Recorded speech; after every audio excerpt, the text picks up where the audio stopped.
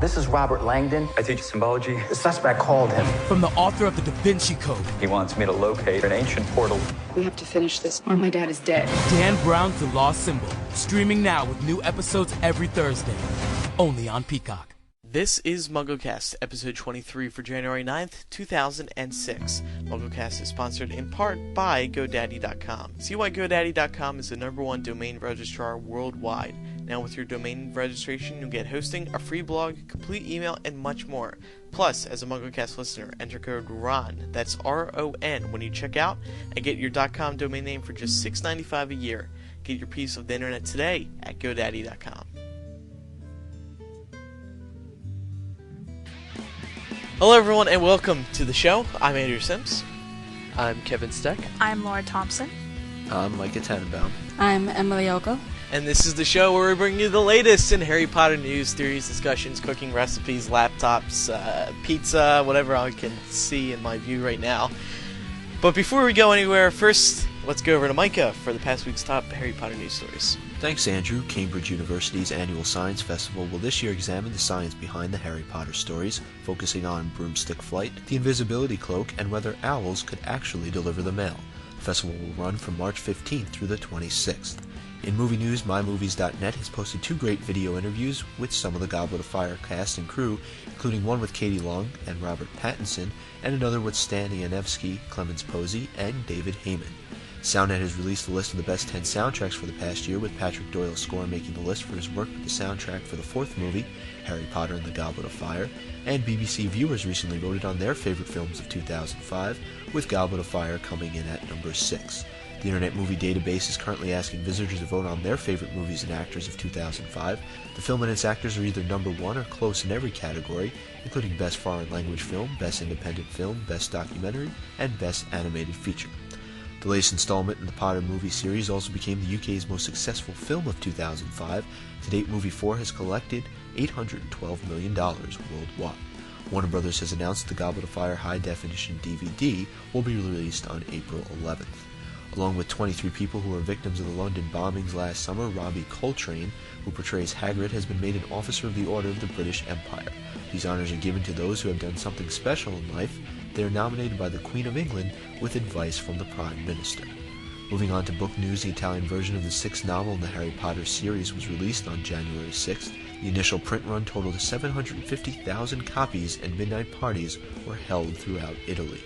And in absolutely stunning news, selling over 4.1 million copies on the day of its release alone, Half-Blood Prince topped the list of the best-selling novels of 2005 in the U.S., and according to a report released today by Reuters and Nielsen's BookScan, the 6th adventure beat out every other book that was on sale for the entire year.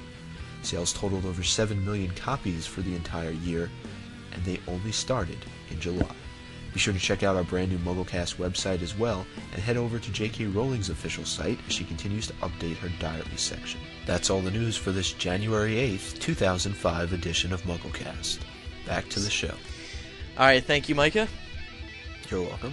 Well, we're missing a couple of people this week. Ben, Eric, and Jamie. They are all out and about, except for Ben, who was, what was he doing, Laura? He was sleeping. Oh, right. I could have guessed that. But we do have a new MuggleCaster this week who's decided to join us. Emily. MuggleNet editor extraordinaire. Yep. Can you tell us a little bit about you? Can you tell us a little bit about what you do around the site? I think probably the better thing to say is, what don't I do?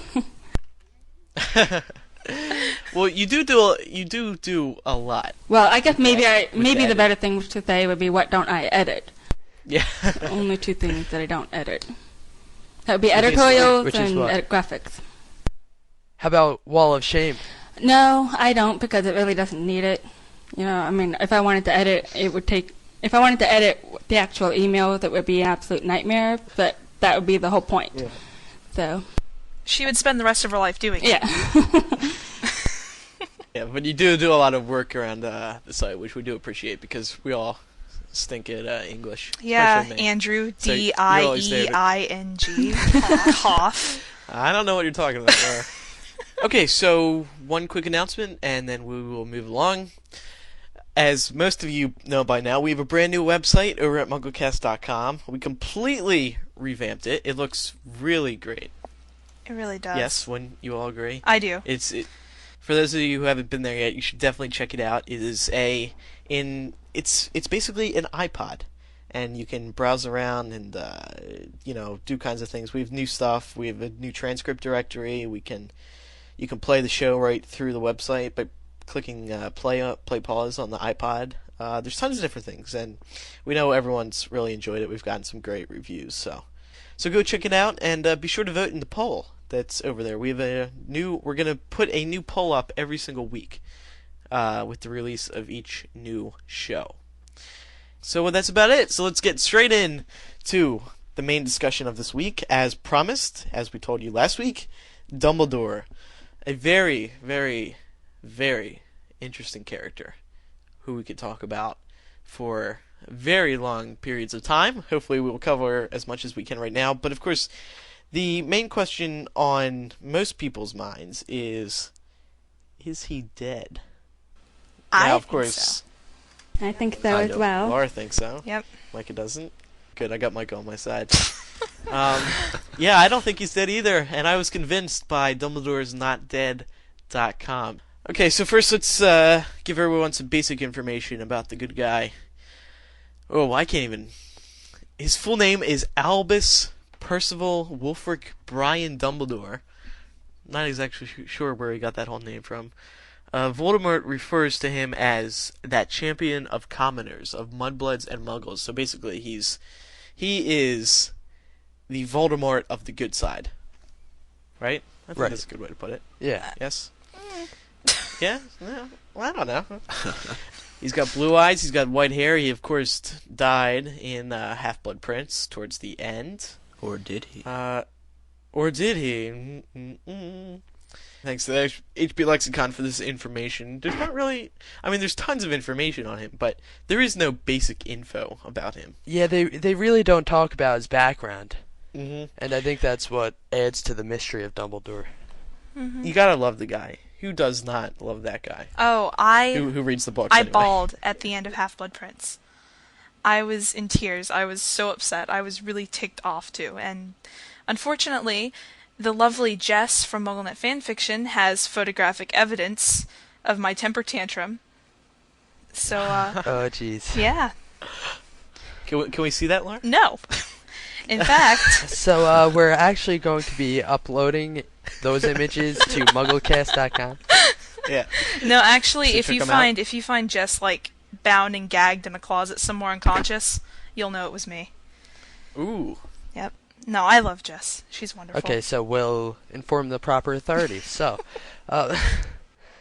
So as we said, Mike and I are pretty decided on that Dumbledore is not dead. I mean, of course, when you first see the death, oh, he's dead. And this happened with Sirius too, and people still think that Sirius is alive. But Dumbledore is different because there's a lot more evidence that shows that he could possibly be alive. Is this correct, Micah? Yeah, and you mentioned it before. Dumbledore'sNotDead.com does a great job of just kind of going through the whole series of events leading up to his death. Mm-hmm. Right. You want to start us off with some? Well, I have something of my please. own. I don't really Okay. remember everything exactly from Dumbledore'sNotDead.com, but All right. How many times can we possibly plug Dumbledore'sNotDead.com? I don't know. Dumbledore'sNotDead.com? What are you talking about? Yes, Dumbledore'sNotDead.com. But how about he's so closely tied to the Phoenix throughout the entire series. And, it's called the Order of the Phoenix. He has a pet phoenix. His Patronus is a phoenix. And the phoenix is a bird of rebirth. And immortality, almost. So, is Joe trying to tell us something with that? Yeah, but didn't she say that dead is dead? You know what I'm saying? Well, the whole reason why... Well, one of the reasons why I think that he is dead is because it fits. You don't want... Throughout the series, Dumbledore has always acted as though he was a protector and guardian of Harry. And I think it's about time that Harry starts continuing on his quest to defeat Voldemort without a protector. He needs to grow up. And I think I'd be pretty upset if it turned out that he was alive, because I think he served his purpose perfectly, which was to show Harry that he's not a kid anymore. He has this goal ahead of him, and he has to do it himself. Exactly. Harry has to walk alone. And I think with Dumbledore there, Harry would always kind of depend on him, because we've seen Harry talk about how Dumbledore always has the answers. And he never until Order of the Phoenix really started seeing him as a human being who made mistakes. And it's a recurring theme that I've seen, that when Jo doesn't need a character anymore, when that character has served their purpose, she gets rid of them. But getting back to the Fawkes thing, Micah brought up how Dumbledore... What did you say exactly, Micah? That he's so intertwined with a bird that is symbolic of rebirth and immortality, basically. Yeah. But one thing that I've noticed, and that I've read, of course, is that Fawkes never saved him. He never tried to. But we did hear him crying, or singing. He was singing, right? He was singing for the Phoenix Lament. For a very long time.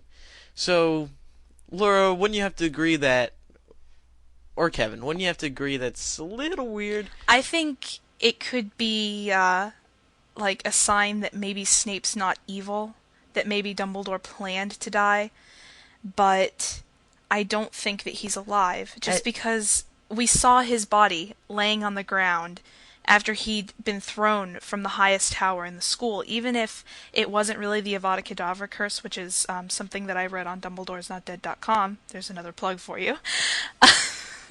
But even if it wasn't really the Avada Kedavra curse, the fall alone would have killed him. And one thing that I always thought of when I thought of Dumbledore and the Phoenix was that thing that Harry, or not Harry said, but no, actually it was Harry, when he said in Chamber of Secrets that Dumbledore is not gone so long as there's still someone loyal to him in the school. Mm-hmm. Do you remember that? And I always thought that he wouldn't literally be reborn, but he would never die because everyone would remember him. Exactly. That's what I think it's supposed to mean. Exactly. And I think that people are taking it as like a literal, he's going to be resurrected, but he himself said there's nothing you can do about death. You know, death is just another step, and nothing you can do can prevent someone from, not dying. Exactly. And Jo has said it too. She's said it numerous times that in the wizarding world, dead is dead. There is no spell that can reawaken the dead. Right. So I don't know why people are hoping he'll come back to life for some reason. One thing that I have seen on the forums is that people are hoping that he'll come back as a ghost. No, I don't think so. Yeah, me neither. I don't think it's going to and it would be pretty dumb. I don't think it's going to happen, but I think that's as far as it will go with Dumbledore coming back. I don't think it would, though. I just think that Jo saying that dead is dead is just could possibly be a scheme to throw people off. Yeah, but she's always made it very clear that she doesn't say anything to directly mislead fans. And that would be kind of like a lie, and she wouldn't want to lie to us. Dead is dead, but what if he never died? But how could you not die? Even if it wasn't really Avada Kedavra, how could you survive that fall? Because he's Dumbledore. Why wouldn't Fawkes try to save him? Why wouldn't, Maybe he meant Harry to die. was near death. Because he knows he was dead. It was a parting of his... Yeah, and it's one thing when Harry's in the Chamber of Secrets and he's fighting for time, but when Fawkes is all the way in Dumbledore's office, there is absolutely no time for him to get from the office to Dumbledore, who is falling from a tower. Well, that conversation went on for a while. I mean, I guess it depends, really, if Dumbledore thought he was in trouble or not, that whole time that he was up there. Mm-hmm. Now, do I think it's a great possibility that Snape was actually under an unbreakable vow with Dumbledore to kill him if the time came, yes, I do think that's a great possibility, and that would certainly explain why Fawkes wasn't coming to save him. When the time came, why would the time ever come? Because Draco had that was what he was assigned to do. Because Draco had the unbreakable vow too? Yeah. No. What I'm saying is he had the unbreakable vow with Narcissa, and I'm thinking that he did it so he wouldn't blow his cover. And then he goes to Dumbledore and tells Dumbledore about it, and Dumbledore says, "No, your position is far more valuable than mine. So, if the time should come, you have to promise me you'll do it." Yeah, that's what I thought. Especially because a lot of people thought it was out of character for Dumbledore to be begging Snape. Mm-hmm. And I think it would be perfectly fitting if he wasn't begging him not to kill him, but begging him to kill him. Exactly. It matches Dumbledore's personality perfectly. He knows what's going on so well that he's willing to give up his own life knowing that it's better than the alternative.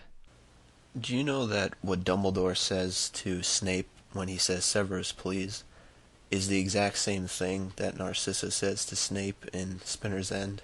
She's asking him to do the that's one of the vow. Yeah, and that's one of the things I've read on the forums where people have seen that, and that's why they think there's an unbreakable vow there. Although I don't understand why if there was an unbreakable vow, why Snape wouldn't have done it immediately, because it's sort of you really don't have a choice. No, but this is actually something that I did read on, yet again another plug, dumbledoreisnotdead.com, that we don't really know the conditions under which unbreakable vows work, like if there's a time frame. Yeah. Which is a good question that someone should ask Joe soon. Because there must be a lot involved. Well, and it also depends, are unbreakable vows, are they a conscious type thing? Is the unbreakable vow almost like a mind reader? Does it know if you're actually going to fulfill it, if you're being honest? Or does it only depend on the person that you're making it with? If the person that you've made the vow with sees something from a certain point of view, does it work out? I don't know. Yeah. But one thing I'd like to point out is the missing text that, now at first some people might just laugh it off because, UK and US edits are always different. But in the UK edition, there were several sentences that were missing that appeared in the US edition. And these specific sentences, I really think, give away that there is something to this here. Because now, the question all relies on if the editors know anything about the future books. Do you guys think so? I don't know. Why would they? Yeah, I don't think so. Well, that's okay. But I'm going to read a couple sentences to you that were not in the UK edition, but it appear in the US edition. He cannot kill you if you're already dead. Nobody would be surprised that you had died in your attempt to kill me. Forgive me, but Lord Voldemort probably expects it. Nor would the Death Eaters be surprised that we had captured and killed your mother. It is what they would do themselves, after all. Now, if you read this in its context, it's very convincing that they were taking out, because it gives too much away that he looks dead, but he might not really be dead. Well, if you look at it too, the UK publishers could have been thinking that it was repetitious. They might have been trying to shorten it. We don't know exactly why they took that out. We just know that the US and the UK edits are separate. If you go back and look at, I think they started doing that with Order of the Phoenix. There are loads of different sentences and different phrase wordings. So I just think that's purely coincidence. Either that, or they thought it was giving too much away about something else. Yeah, that's I don't know. It certainly fuels the fire. Just reiterating here, Dumbledore says he cannot kill you if you are already dead. Now, to me, this gives away that now Dumbledore's not going to kill him. Well, no, of course not. They're going to hide him. Dumbledore's plan was to hide him, or somehow make him appear. But when I read that, dead. the impression I get was that it was cut out for one of two reasons. One, wordiness. It sort of dropped in the middle, and I do agree and with that. It's sort of off topic. There's not much Dumbledore is going to say that can change, Malfoy's mind now, and he should have said it earlier. Well, also, right? if the editors do know what's going to happen, then that might be giving something away with what's going to happen with Draco. Because for all we know, if Snape's good, exactly, and he that may was be my taking second Draco point. to hide him. Right, that was my second point. I think that it's sort of, if they do know what's going to happen, it's too much of a foreshadow. Because that one sentence would say that Draco is going to start fighting for the Order. And that is a huge, huge twist. That's not something you want to give away. Definitely. This is true. Micah, what was your theory? No, I think this definitely lends to the whole idea that he's not dead. I mean, I understand what Kevin and Laura brought up, but at the same time, I still think that there are too many things that can kind of lead you to believe that there's a chance that he could come back in the 7th book. Although it's a weak argument, nobody saw Dumbledore's body after his death. Now, they say it's lying under the covers, and when it disappeared, did it disappear or did it... Flames came up around it Can't remember. and encased it in a tomb. And the phoenix, Yeah. and the phoenix came out and all that. I don't know. It's... Yeah, but I think If Dumbledore's real body wasn't under there, it was perhaps a... I don't know. What did they put hay under the blanket and it sculpted it in the shape of Dumbledore? No, I'm saying if there was some spell or something that could make it look like a body was pushing up, or I don't know. It's such a weak argument, but it's just something to point out. Well, actually, what I've been waiting for you to bring up is the Phoenix leaving his body. Yeah. I want to talk Was a little that a bit about that. Patronus? What was that? That's just another, Because I know Can't that talk to people, me. Go I ahead. know that people have taken it as sort of a sign of Dumbledore's reincarnation. What I think it is one of two things. It's representing his spirit, leaving and going wherever it goes, wherever dead people go, or it has something to do with his Patronus and Animagus form. Yeah, was it sort of a message to a last message to the Order of the Phoenix on how to proceed? Because what happens to people's Patronus and Animagus forms? Do we really know if a Patronus is sort of actually kind of like a daemon, like from the Golden Compass, what Kevin and I were reading? I mean, we don't know how external they are, if they're, more like an external portion of someone's soul. Do they leave the body when they die? I mean, what happens? Well, the reincarnation thing, though, and I know this is really far out there, but I've read that Dumbledore has so many middle names because he's been reborn so many times. That's kind of funny. That's funny. I mean, that's cool. Well, that's a good point. Yeah, Let's see, how but many are he's there? also, how old? 150 people? Those are all his nicknames? Is that what it is? Well, no, people tended to have longer names. Brian seems like a random mix. Yeah, but it's spelled differently, Albus, isn't it? Percival, Wulfric... No, not according to the lexicon. Albus, Percival, Wulfric, Brian, Dumbledore. I think Yeah, but it's he's because it's more Dumbledore. of a Muggle name. He's so quirky, So if he's quirky, his parents probably were. Yeah. Was Dumbledore mudblood? I always got the impression that Dumbledore was a pureblood.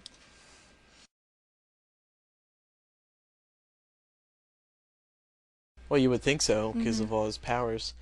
But I'm saying, okay, so I'm just going to extend on Micah's theory. Say he has led several lives. Say he was a mudblood of it initially. His first name was Brian because he was born of Muggles and they didn't know he was a wizard. Then oh wait, that doesn't really make sense though. Are we 'cause going with the he- backwards Yeah. thing several again? times. Yeah. No, it's not a backwards thing, but I don't know. It's a good another good question. There's so many unanswered questions about him. You could write a book just on him. Well, also, Emily and I were talking earlier about the one thing that really did it for us was the portrait. I mean, what did you think about that, Emily? Yeah, seeing him in that portrait kind of just drove it home for me. Well, not so much that as the Phoenix song, but also, something that always comes to my mind is the fact that the spell was lifted from Harry, and so the portrait just kind of made it like all the more sadder, and the portrait just kind of just drove home that yes, he's passed on. There's gonna be time for a new headmaster, and all that. Exactly, that's what I thought. And the whole thing with the spell lifting, I mean, is Dumbledore actually consciously, while he is falling, even if it wasn't Avada Kedavra, and this is just assuming it wasn't, because I think it was, but as he's falling, is he really going to think, and he doesn't even have his wand, I need to lift the spell on Harry? That's another thing, though, and I think that was on Dumbledore'sNotDead.com, too, as we plug it for I actually really like that site. I have that site on my favorites. I don't agree with everything on it, but it's a really good site. They've done their homework. It is I'm a very good proud site. of The them. whole wand thing. Remember the song that Slughorn and Hagrid were singing about how when that wizard died, they broke his wand? Mm-hmm.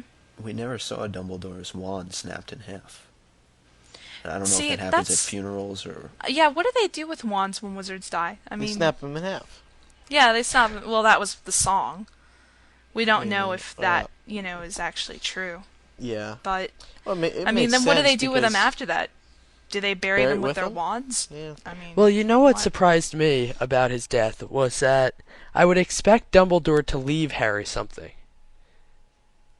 He might have. And she never said. I would expect... Well, that's something to look forward to. Exactly. I think that without a doubt he's going to at least leave Harry some legacy, because it would be an awful waste of a character, Especially if he knew he was going to die, then he must have thought out how he could help Harry, in the future with finding these final Horcruxes. Also, I think that Dumbledore was already dying before he was AK'd off the tower. Of course, the whole story, it was... I mean, the guy was weak. I mean, yeah, and the potion. I mean, even if none of that had happened, do you still think he'd be alive? I mean... If it wasn't for the Horcrux search? No, I'm talking... Even if none of the things with Snape had happened, do you think Dumbledore would be alive? At that point in time, if Snape didn't kill him, yeah, I think he would still be alive. But I mean, he was that sick. Potion was clearly poisonous. Yes, but that's not what killed him. Well, no, but I think it would have. I don't know, the way he was acting as he was drinking the potion, it was almost like he knew what kind of potion it was and how much longer he had left to live. And that's kind of the impression I got. Yeah. Well, he was confident it wasn't going to kill him. At least I don't think he right was on the confident spot. it wasn't going to kill him. Dumbledore realizes that he has to sacrifice himself for the greater good. If he is dead and gone, are we going to see anything from him in the next book? Yes. The actual, like, From him, or I see where Andrew wants to clarify. Yeah, like. Are we going the to ghost of Dumbledore or the will of Dumbledore? Ghost, portrait, I don't know.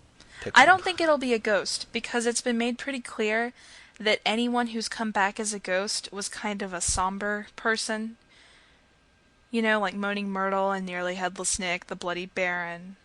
Yeah. So, and I don't see Dumbledore as the type of person who wouldn't be willing to move on. Yeah, but I can picture Harry approaching the portrait for information, but like we've discussed definitely. in the past, it only gives the portrait only is a reflection of their how do we their put personality. it? Personality, right. So. It's just like the so-called ghosts that came out of Voldemort's wand in Goblet of Fire. They're really only mirror images. they're not actually those people. But like I said before, I do hope that we'll see at least some of the legacy of Dumbledore. Oh, I think we will. And I think Dumbledore probably left Harry something, and it's going to be something terribly cryptic, because that's just how Dumbledore is. I'm fairly sure he's dead. I'm sorry, Get over Andrew it. and Micah, you're wrong. And what if we're right? Then I'm gonna kick myself. Then I was You can't say backwards I was compatible for a week. subconsciously correct without knowing it. You know, it was in my brain. I just, I was actually thinking about that. I was like, all the time I've been going on about Dumbledore being dead, if he turns out to be alive, I am never see, going the to thing hear the is end of it. that if he turns out to be alive, I'll be very upset. Yeah, me think a too, lot because of I actually just the fact like that the way there's, she did it. yeah, me too. She made it at a perfect time where it's about time Harry grows up, and Harry has to start doing things for himself, and he has to start learning magic that's not second grade level, I don't like the way she did it. He put up no fight whatsoever. But that's the whole point. Wouldn't it be a great way for him to die, knowing that his death meant something Crouched more? in a corner and Begging Snape to kill him so that Snape's position wasn't compromised, so Harry could continue his quest. That's a pretty And what if noble Snape's way to evil? die. I think so. And what if he's evil? I don't think Snape is entirely evil. Well, I don't think Dumbledore. I for a long Well, time that's hoped your he was. problem. I would be extremely upset if Dumbledore was. So would I. alive. I would too, and for all the reasons mentioned, not to mention the fact that there are pictures of me crying over the guy. So if he turns out not Which to we're be going dead, to post on MuggleCast.com starting. no, we're not. No. So if he turns out to be alive and all that crap, and they have all that crap on me, I'm gonna be ticked off. Like, I cried over that guy for nothing. But what if you compare it to other books? Like the Chronicles of Narnia, like the Lord of the Rings, where you have that main character that appears to die. But Yeah, doesn't but- die. Gandalf and Aslan. Aslan. Well, It would be a Gandalf- good twist, and I Gandalf see it right doesn't- up J.K. Rowling's alley. He doesn't He die. doesn't die. Gandalf never. It just sort of makes it looks like he does. Okay, well then Aslan. It kind of alluded to it, sort of. But I also think that she doesn't want to make her books exactly like everyone else's books, because there is a lot of influence from, various and assorted books, including Lord of the Rings, on Harry Potter, but I don't think she would follow it that closely. I also think that, since we are able to kind of follow the experience as the books are coming out, that you kind of see J.K. Rowling as God, almost, and we kind of appeal to her and try to kind of undo death, and I kind of think that's what Dumbledore is not dead.com does. And I think that Dumbledore is dead, and JKR, this is her way of just showing that. Definitely. And also, one thing that I have always thought is that Jo is always stressing that children are greatly underestimated in what they can handle in literature. And she talked about how after her mom died, death became such a real thing to her. And I don't think she would take death so lightly as to make you think that a character you loved so much was dead and then have them come back. I don't see her deceiving people like that. Okay, I think we're pretty much Killed that. I think we killed have it. Avada That. We have Basically. Kedavra. It's been AK'd. Alright, I think we covered that pretty well. In conclusion, Dumbledore is not dead. He is dead. So, DumbledoreIsDead.com. and the discussion will go on forever. So, well, until book 7 at least. So now why don't we hit up the voicemails? Mr. Kevin Steck. Okay. Sorry. Hey guys, this is Brian calling from Canada, and I thought of something recently and I wanted to hear your thoughts. If Dumbledore had never took Tom Riddle to become a wizard, do you think he would have discovered his magical talent anyway, and even discovered the wizarding world? Or do you think he'd just be the Muggle equivalent of Voldemort? Thanks, and keep up the great work. I think that it was apparent he was already showing a bad side. So I think that he would have most definitely discovered his magical ability. I don't think he would have been as powerful because he wouldn't have had the resources. He wouldn't have had the information about the Horcruxes either. Exactly. I'm not so sure he would have found the magical world. I think he would have tried to find if there was anyone else like him because he likes to gather, powerful people to him to control them. But I'm not sure about that. I would say definitely he'd find his magical ability. Discovering the wizarding world is a toss-up, and he would have been the Muggle equivalent of Voldemort. I think he, without a doubt, by the time Voldemort had met him, he had already been well on the path of being pretty evil. Yeah, I agree with Kevin. I think that Voldemort is a very determined person, and I think that he would have at least found out about his magical abilities, no doubt. I think they developed naturally at a point, so he would have picked up some things as he went along, Well, wouldn't he have gotten a letter regardless? But I think that's the point of the question. If he had not, because of living at an orphanage and all of that big mix-up his whole family life, if he had never gotten any indication that he was a wizard, had never been visited by Dumbledore, would he have become what he has become now? So. Right. Well, maybe not as much, but he certainly would have, I'm sure, used his abilities to continue to do things that were exactly. That's what I said. Also, do we know how Hogwarts finds out about students? Because it seems to me that the Gaunts would have been so upset about their daughter, fraternizing with a Muggle, that they would want to keep the child hush-hush and stuff. That's another question. Voldemort discovered most of his family history when he was in school. So, and that family history contributed to his feelings about Muggles and Muggle-borns, which ultimately contributed to his Lord Voldemort persona. So, just the fact that he wasn't exposed to that information, do you think that he would have, I think he would come just evil, but not as powerful. Mm-hmm. This is all Dumbledore's fault. And that's why he's dead. It's all his fault.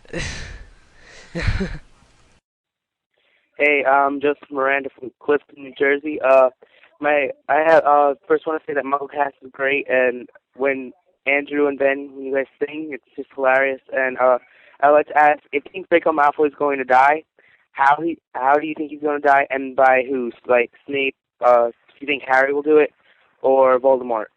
So thanks, guys. You're great. Bye. I think he will die, but I don't think. You think so? Yeah, I don't think Snape would do it because, if Snape was going to do it, what was the whole point of the unbreakable vow? I think it might be by Voldemort's hand, or it just might be. Now, going back to what we said before, Emily, do you think that he's going to be dying as a Death Eater or as a member of the Order? I think that since we don't quite know what Snape's doing, he's going to end up kind of being in the middle for a while. I don't think he can feasibly be on Voldemort's side. But that's a tough question.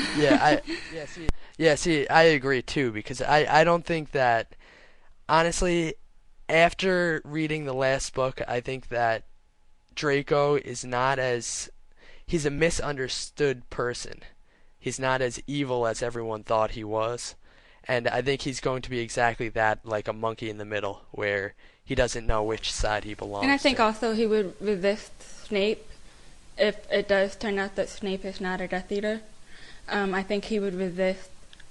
I imagine that Snape would have to explain his position, what's happening, why he killed Dumbledore. And I think Draco would be very resistant of somebody who he trusted, not being on the Death Eater side. He'd probably be relieved because Snape would probably be under orders from Voldemort or something like that. Yeah, and that's a pretty good point, that Draco does look up to Snape, and if it does turn out that Snape killed Dumbledore at Dumbledore's request and he's not a Death Eater, as Draco, you sort of get the impression that Draco thinks he is. I think that Draco will perhaps follow his lead in, turning over to the I don't Order. really see Draco as becoming a member of the Order. I don't see him becoming a member, but I think he may become, I shouldn't have said become a member, but I think he may be on their side. Right. I think if he does, it would only be like Pettigrew, just to side up with who was powerful. Do you think so? Because, Draco knows who's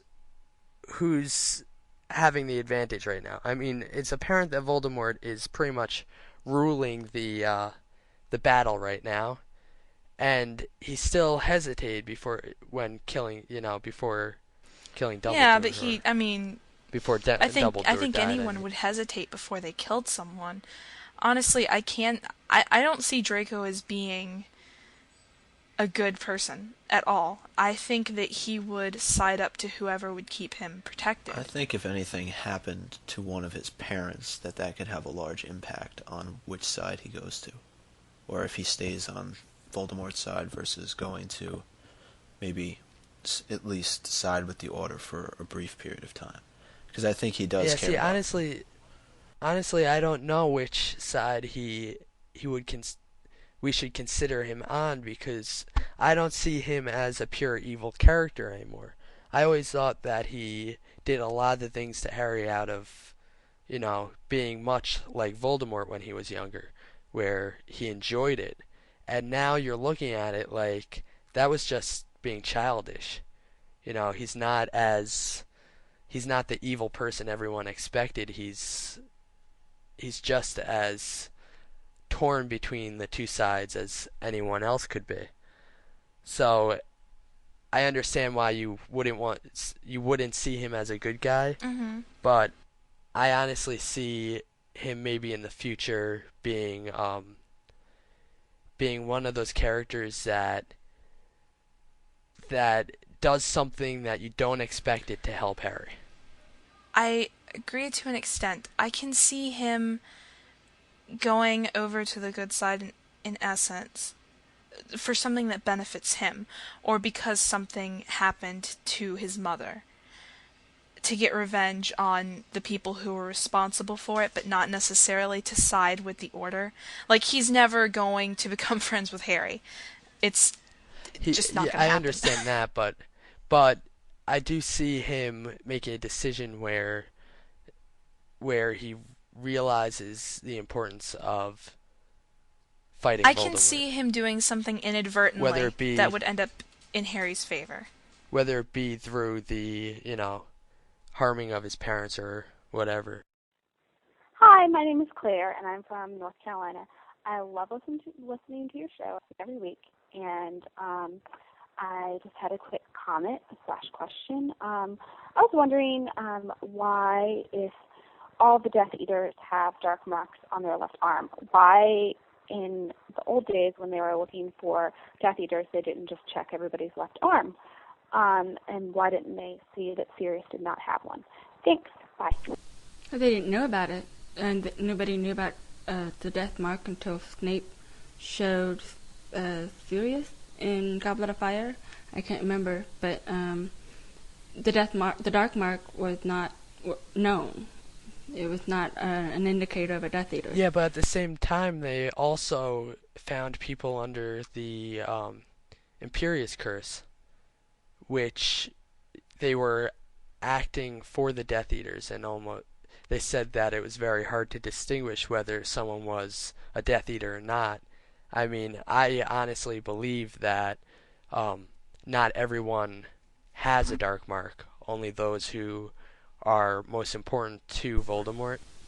Well, we also don't know how often Voldemort used the dark mark, all his Death Eaters to him. Yeah, and not to mention we don't know that he can't hide it altogether. They did mention that it fades, so why couldn't you just hide it? Yeah. So, yeah. Just yeah. Just yeah. I'll repeat yeah. all Well, yeah, right. I mean, it fades when he's not powerful, so if they were sort of collecting people right after his fall, the chances are it might not have been as prominent on the person's arm. Yeah. Yeah. All right. I think that I don't think Voldemort is stupid, so I could not see him tattooing all his followers with something that could give their position away. Not to mention, we know that there are spells to conceal that kind of thing. Just like in Order of the Phoenix, where students were making copies of the Quibbler look like blank pieces of parchment. Exactly. Oh my gosh, I love you, Andrew. Okay, hi MuggleCasters, my name's Christina. I'm from New Jersey, South Jersey. I was just wondering what you guys think will happen to Dumbledore's wand. Was it buried with him, or was it lost when he fell off the building? Just want to see what you guys think. Thanks. Great show. Well, as we mentioned before, Christina, who lives strangely close to me and loves me, we think we're pretty much all in agreement. Well, it definitely, from what we can tell, breaks in half from that song, but then it makes sense that they would bury it. I don't know what else they would do with it. It's not like we've ever seen like a shrine, so to speak, of all the wands of dead wizards. Sorry, I got wine on a mind. I wonder why.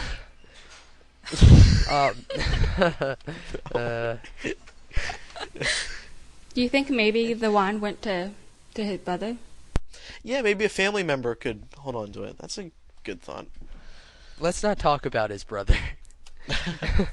His brother likes goats.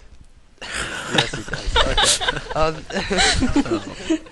Okay. Or perhaps it was used for firewood. Oh, that would be terrible. Okay. Bonfire. Next voicemail. Hey, MuggleCasters. My name is Sasha, and I'm from Manhattan. I have a question for you guys. J.K. Rowling only kills off her characters when they fulfill their purpose. Could it be that Harry has no more to learn from Dumbledore himself? It seems that Harry didn't even fully grasp what Dumbledore was trying to teach him. But as Harry very wisely put it, he will only be gone from the school when none here are loyal to him. I'd love to hear your opinions. Thanks so much, and I love your show. 4 last words. Oddment, blubber, nitwit, and tweak. Sasha, I love you.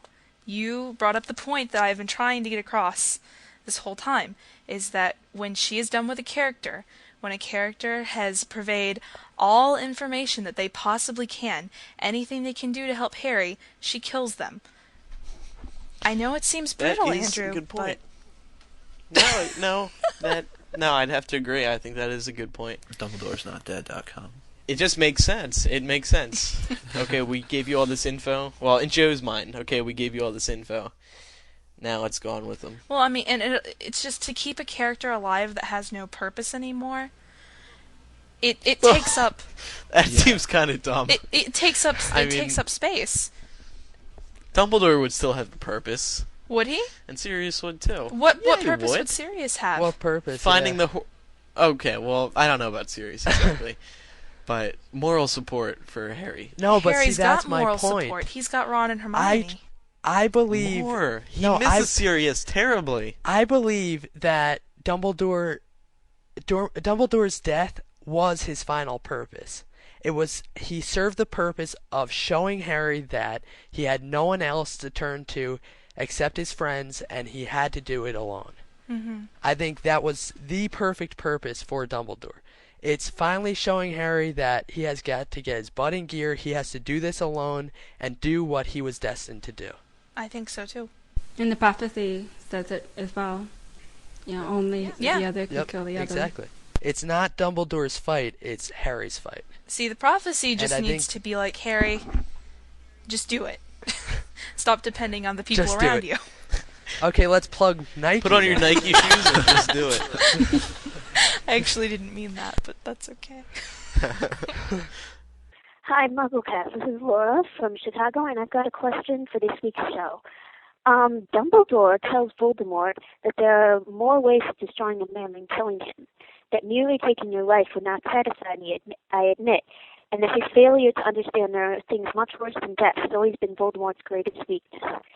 And it reminded me of when Lupin told Harry in Prisoner of Azkaban that the Dementor's kiss is much worse than death. Do you think this has any connection for how Harry would be able to defeat Voldemort, or what he would have to do to himself process of if there are things that are worse than death? I love your show. Thanks. Bye. I don't think Voldemort is going to die through a Dementor's kiss, No. if that's what you mean. But I do believe that it was foreshadowing to the fact that Harry may not use, or in my opinion, probably won't use Avada Kedavra to kill Dumbledore. Voldemort. I find it highly unlikely. Dumbledore. I'm stuck on Dumbledore now. Voldemort.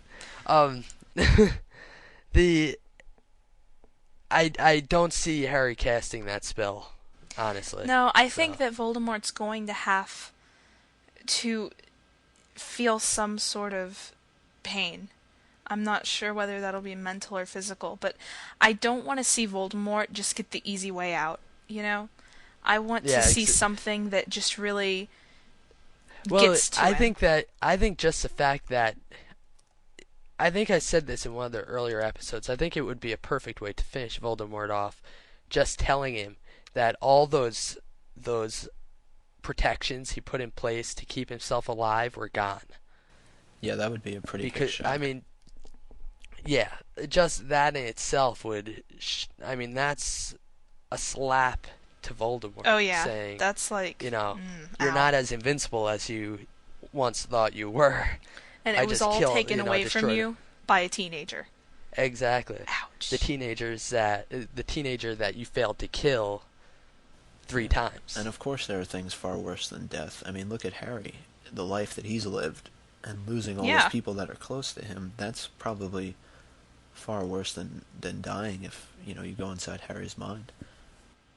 Yeah, I agree, definitely. But I agree. I think that he shouldn't be killed just flat out. I think he deserves a little more suffering than that, if it doesn't sound too morbid. No, I agree. Think about him. Nothing's too morbid for Voldemort. True, but still. Yeah, you really don't want to wish. He's like Osama. True. True. But you never want to wish suffering on people, but well, there's a difference. You do. Let's make an exception. There is a for difference. Voldemort. There's a difference. And You don't want to wish harm on a person. Voldemort is not a person. Voldemort is a monster. And I know it sounds cruel, but I would wish just absolutely positively anything on him because he is a grade A jerk. Great. Now for this week's edition of Spy on Sparts. Emerson's been in Hawaii over the past week on vacation before he heads back to Notre Dame. He had a lot of fun. He's visiting Tara. He said he misses it already. Is he visiting Tara? I don't know. I don't think so. I just made that up. Tara is, of course, the webmistress of emersonsparts.net, I believe it is. I guess. I don't know. Who lives in Hawaii. I really did think that she would go after him, especially since, Hawaii's like so small. Yeah. Maybe we should send her an email with his location. Well, he's already back now, so it's a little too late. Oh yeah, that's true. So we should have. We really should have. So that's that. Surprisingly, it's number 3, the number 3 favorite segment according to our MuggleCast poll. I didn't realize it was so big. How about Spy on Sims? How about that? Andrew's recording MuggleCast right now. And you could use the same clip of audio every episode. Yeah. Nothing would change. Yeah. Except for when I'm away. When I'm away, guys, will you do Spy on Sims? I've never been away. Over 30 shows, including Well, Wiki guys, Mugs. no. All we have to do is record 2 separate sets of audio. One for Andrew's recording MuggleCast, and one for Andrew's at the Jersey Shore. That's true. That is true, especially when summer comes around. Okay, now it's time for this week's Dueling Club, where Laura had received an email over the past week of a suggestion. Yep, my mom's friend Bert, who actually listens to this show, which is really, really cool, suggested that we do... Hello, Bert. suggested that Hello, we do Ernie. 16-year-old. Robert All right. Downey. Sorry. Okay. Bert suggested that we do 16-year-old Snape versus 16-year-old Harry. And I thought that was pretty interesting, so I wanted to see what you guys thought of it. Yes. Well, what do you think, to start off What with? do I think? I think that at first glance, because of how advanced we know Snape was, you would think that, Snape would just totally dominate Harry in a duel. But I think while he may win overall, Harry could definitely put a hurting on him. I think it's a hard matchup because where Harry focuses more on defensive spells than offensive, Snape obviously focuses more on offensive than defensive. So I would wonder whether Harry's knowledge of defensive spells would make it so that Snape's offensive spells would be almost useless. So it would be kind of like a toss-up. Exactly. I think depends that's on who possible. trips first, Could definitely just be a situation involving who's on their form that day. I'm hoping that by next book we'll be That able Harry to say would, without a doubt that. See, that's what I was about to say. What do you think, current Harry or, book 7 Harry? So, I think that there's definitely going to be some distinguishing traits between the Harry that we've known in Half-Blood Prince and the Harry that we see in book 7. Exactly. Yeah. One thing that's one of my main concerns about book 7. I truly hope that when Harry faces Voldemort that he's facing Voldemort on an equal playing field where both of their knowledge is somewhat equal and their power is somewhat equal. And in that case, I think it would be obvious that Harry would just destroy Snape. Definitely. I think when it comes to initiative, Snape shows a lot more initiative when it comes to just expanding his knowledge and talent. So I think that Snape would probably outduel Harry. Just because of his not only initiative but his creativity in making spells and stuff. That's true. There is no denying that he's very creative. Harry has passion, but Snape just kind of has, improvisation on his side. He's able to, I think, improvise a little bit more. Yeah, I don't think Harry stands a chance. Yeah, I think Emily does make a good point where she says that Snape does have a lot more initiative. I can picture Snape as a very intense wizard compared to Harry at that age. It's like Kevin was saying, how sort of like Tom Riddle. Yeah. How much would Defense Against the Dark Arts really help if Snape is using all these offensive type spells that maybe Defense Against the Dark Arts wouldn't necessarily work against? He's not going to shoot a Patronus out of his wand at some crazy spell that Snape made up. It's true, that's true. Well, hopefully by book 7 we'll all be saying I do think exactly that, the opposite. Yeah, I think by book 7, Harry's just going to be able to hopefully defeat someone like Snape. I'd be kind of disappointed if he couldn't. Okay, so this week we are premiering our new segment on MuggleCast that we do really think is going to be a hit. Well, I think it's going to be a hit. How about you guys? I think so too, except if you know what I'm talking about. Yeah, Oh, definitely. There's been some good amount of demand for it. Now, I'm not sure if we're going to do this every week or it's going to be like in every other week or once a month sort of thing. But this is Advice with MuggleCast, where we give you advice on your Harry Potter dilemmas. Your friends don't like Harry Potter, but you do. Your parents think you're crazy, the whole Christianity thing and your life or whatever. We are here for you. And what's different about this segment is that you actually get to talk to us because you call in with your questions. So Ben and I hosted this week's Advice with MuggleCast, and here it is now. Hello, MuggleCast Advice. What's your name? This is Sarah from California. Hey, Sarah. How are you today? I'm good. How are you? I'm pretty good. What's the problem you're having? Well, I'm thinking about going to Loomis 2006 to see you guys and everybody else. But my parents said okay, but the only thing is, if I'm going to go with my parents, then I can't really go HC crazy because they're going to be staring at me. And, they're going to think I'm insane because no one's obsessed like Harry. Yeah. So your question is how you want to get rid of your parents or distract them? Yeah, pretty much. Well, the first thing I think you should do is that instead of taking your parents along with you, I think you should find an older chaperone to go with you, someone who is over the age of 18 that you could go with, because then you can go by yourself and you could have a good time.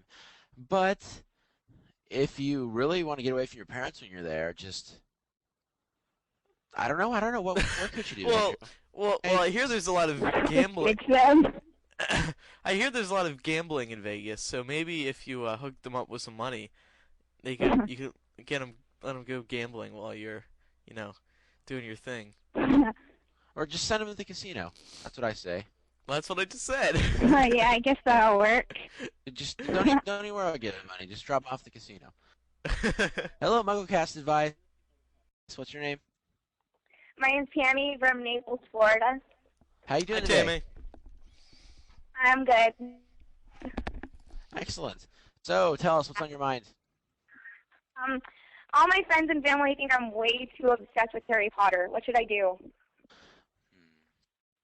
What I would do if I was you is I wouldn't show the obsession so much when I'm in front of them. That's what I try not to do. What do you think, Andrew? Okay. And/or get them obsessed, if it's any way possible. Yeah. You know what I mean? But sometimes you just help being obsessed. I know. Have they read the books before, or do they just think you're out of your mind and the things are stupid? I don't know. Sometimes it makes sense to me, and then to them they have no idea what I'm saying.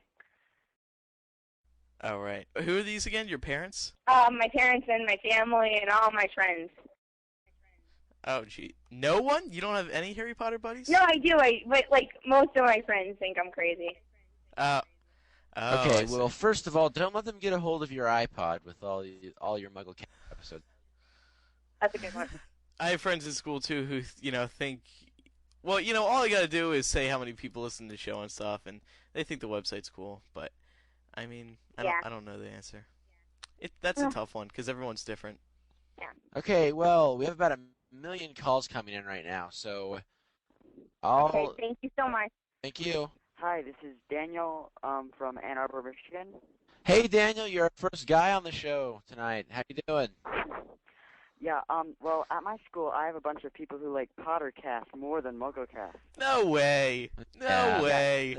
Just messing with you. It has to be a dilemma. Joke. So I am wondering how to convince them that MuggleCast is the better show. Well, you can say that you were on it. How many friends? I didn't realize Pottercast was so popular in Well, your 2. area. I mean, not many, but more than 1. Oh. Well, what do they like? What do they like about it so much? I'm not really sure, but we have big arguments. Most of them just end up with like, "You suck." No, you suck. Sounds like me and Andrew? Melissa. I can't really tell your voices apart. Yeah, this is Andrew. Can I have a yeah? No. Come on. Okay, yeah. No, okay. Well, yeah, Also- I'm on it, so they'll have to listen to this. Well, also, another thing is, tell them one doesn't have to be better than the other. We have podcast love going on here. Yeah, I guess. But MuggleCast is way better. I mean, I listen. Well, Totally. don't tell Pottercast we said that, but Yeah, We'd have to agree. I loved last week's top 10 list. oh, thank you very much. With number 1, give him a CD of Pottercast. Yeah. Hello, MuggleCast advice. What's your name? This is Sam from Maryland. Hey, Sam. How you doing? Hey, Sam. Good. Wow, this is cool. Never thought I'd get through. Yeah, there's about 1 million calls coming in. What's on your mind? Well, anytime I mention Harry Potter around any of my friends or anybody at school, everybody looks at me like a nerd, like, oh, why would anybody read Harry Potter? Blah, blah, blah, you know. Well, I think you should be who you want to be, Sam. You shouldn't conform to your friends' standards because, like I told a few callers ago, if they don't like you for you, then they're not really your friend. I mean, they like me for everything else besides that I, actually read. Well, I think everyone has something that not all their friends like. Like, there's always that one thing. Yeah, you're right. I don't know, because it can't be perfect, so. But your question was how to get them to like it too, or just... Well, not exactly that. Well, they don't have to read it, but to not, like, look down on me every time I read it or about it. Right. Hello? Hello. I'm still here. Whoa. Sorry about that. Hi there. Is that Eric? That's Eric. Eric Skull. What are you calling in for? Hi, guys. I want to let you know that I'm at work right now, and that's why I can't do the show. Oh, thanks, Eric. Well, we're doing the show right now, actually. Say hi to Sam what? from Ireland. Oh, Sam dropped out. Or Sam, you still did? here? Yeah, I'm still here. Hey, Hi, say hi to Eric. Hi, Eric. Hi, Sam. I don't think anyone knows, but Eric works in a movie theater. Really? Yeah. I just wanted to point that out. Yeah, and they kind of won't let me. Well, my hours, kind of conflict with my. Actually, I gotta go. My boss is staring at me right now. I gotta get off the phone. But right now, do you have any advice for me? Like, quit my job, maybe? Yeah, quit your job, sure. All right. Okay. Yeah. All right, I'm gonna go quit. I'll see you guys in half an hour. All right. Okay, bye, Eric. Okay, bye. Thanks. Well, it was nice talking to you, Sam. Okay. See ya. I'm going to see ya. Hello, MuggleCast Hotline. Hello? Oh, hi. Hi, who's this? Is this Andrew? Yeah. I'm Ben's here too. Who's Ben's here this? too. How you doing? Hi, Ben. Oh my God. What's your name? Is it really you guys? It's really us. Yeah. What? How long have you been trying to call? I'm Julie. I've been trying for a long time, but I'm glad you picked up. Yeah. Well, what's on your mind? You see, I have this friend, and he sort of makes fun of me, really publicly. And What a jerk. I hate people who make fun of you in public. It is absolutely disgusting, immature, rude, but go ahead. Yeah, go ahead. I know, Julie. and I thought he liked me a lot, and he instead made fun of me, and I don't know what to do because I should do something back, right? I don't know. I think sometimes getting revenge really, an eye for an eye really isn't the way to go. What do you think, Andrew? No, I'd have to disagree here, Ben. I think you just need to get back at them. They did something to you. You gotta get back at them. It's only fair. He's a big Emma Watson fan. Well, I like this guy already. See, he made fun of me about something really personal. So I think if I make fun of him back, it should be really personal. What do you think? Well, are you sure you're not misinterpreting what happened? Are you sure he was really making fun of you? Well, okay, I'll tell you what happened. I sang a song, Ben Shane. Listen, Allie from podcast and leakyculture.org? No. Yes, hi. Hi. Ben Shane. How are you? Pretty good. Here. I thought that sounded familiar. Yeah. You sound a little So wait a second, sad for Julie for a second. This is the first time you guys have spoken since, Yeah, I thought I'd crash your the big podcast. mix-up. I thought I'd crash your podcast to make up for it. Not that this close to makes up for it. Not even a little. It was a misinterpretation, okay? There was no malice intended with what went on. I promise. Hey, Ben. Have you been walking around looking over your shoulder? Nah, I'm safe here in Kansas. Then my work is not that. You're safe in Kansas. Yep. Do you remember who you're dealing with? The mafia. Ooh. The Ben Shane. I didn't say anything about mafia. You're dealing with me. Whatever. Bye, Give me guys. back. See It ya. was not malicious. I didn't know it was going to happen. Don't be mad at me. I'm sorry. I'm He's sorry. scared. I'm Aaron, sorry. can you hear it? I know he's Hung up scared, on yeah. That's all we have this week for advice, but next week we'll have many more of you who called in, so stay tuned. So this week we're bringing back Andrew's Listener Challenge because I missed it so much, and I know everyone did here. Yeah. Right? Oh, yeah. I really, really missed it. My week was not complete. Laura would complete the Listener Challenges. So this week I have two. One's a little beggy, one's kind of beggy lame. Actually, it's my New Year's resolution. I can't, I gotta follow it, right? And then the other one is a call for a little bit of help. So, the first challenge is to, as you know, our new MuggleCast website has a poll that we're going to update every week with a new question. Send in your poll questions that you want the listeners to answer on our website. So say, for example, like the one that's up right now. What's your favorite MuggleCast segment? Send in questions like that, and we'll post them. We'll use them as a poll question. Send those into challenge@staff.mugglenet.com. And my other challenge is this. I need you. You. This is so easy. I can't even express. Listen, here's the deal. We have over 60,000 downloads listeners. All I need is for 80% of you to go out there and get one of your friends, just one, to download, subscribe to MuggleCast, and we will have 100,000 listeners overnight. Is that so much to ask? Come on, I think seriously. it is, but we can try. We can try, and that's the most important thing here. You all have friends who like Harry Potter. Get them into the show. It's a fun show. We have a fun time. And No, I mean, I'm not saying this because I'm like, I hate 50,000 or 60,000. No, I love how many people enjoy our show, and we really think it's great.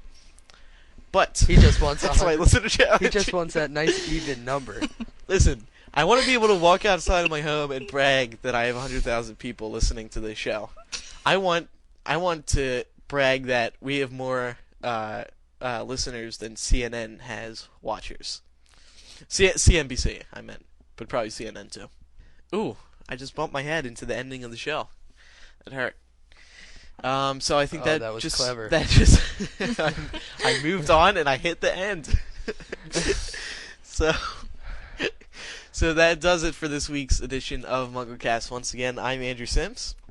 I'm Kevin Steck. I'm Laura Thompson. Micah Tannenbaum. And I'm Emily Oko.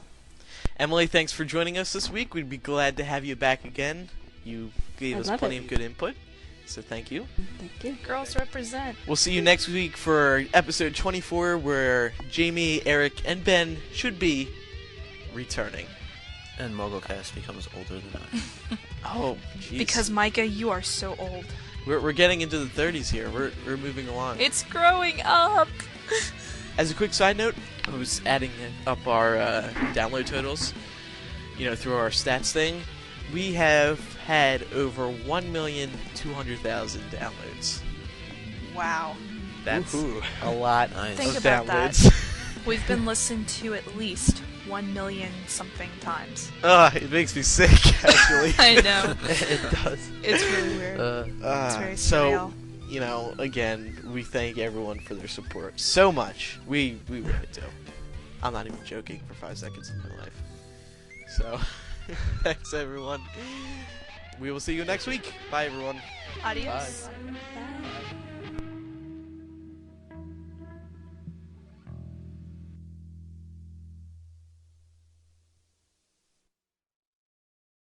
Okay. I think we're pretty much Killed that. I think we have killed it. Avada that. We have Basically. Avada. It's been AK'd. Don't say that. It's been trademarked by Warner Brothers. Oops! Now they're gonna yell at me because I said that and they listen to the show. Oops! Now I'm gonna get in trouble because I said they listened to the show. And you also said that Warner Brothers, so Warner Brothers is trademarked too. So now they're going to get mad at you for saying Avada Kedavra while saying Warner Brothers at the same time. So now on top of saying that Warner Brothers listens to the show and their trademark and Avada Kedavra, I think we're pretty much done for. Yeah, we're screwed. How many Guys, Warner this Brothers is the last are episode there? of MuggleCast. I think there's only one. Only one Warner Brothers? So it'd be Warner Brother? Then that doesn't make sense. Oh, you mean He's got literally. a multiple personality I disorder. mean literally. How many Warner Brothers This are is there? definitely a blooper. Yeah. I just want to know. I don't. Hey, let's but anyway. let's visit animationusa/wbmore2.html. Okay. They show a picture of all the Warner Brothers. Oh.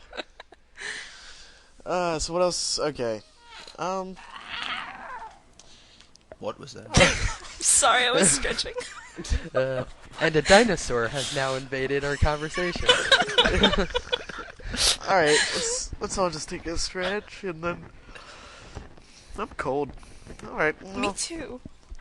You will solve the great mystery. Streaming only on Peacock. This is Robert Langdon. The suspect called him. I teach symbology. He wants me to locate an ancient portal buried within the capital. From the author of Da Vinci Code and Angels and Demons. It's your dad. The people who took him want me to find a piece of a very old puzzle. And executive producers Ron Howard and Brian Grazer. We have to finish this or my dad is dead. Dan Brown's The Lost Symbol. Streaming now with new episodes every Thursday. Only on Peacock.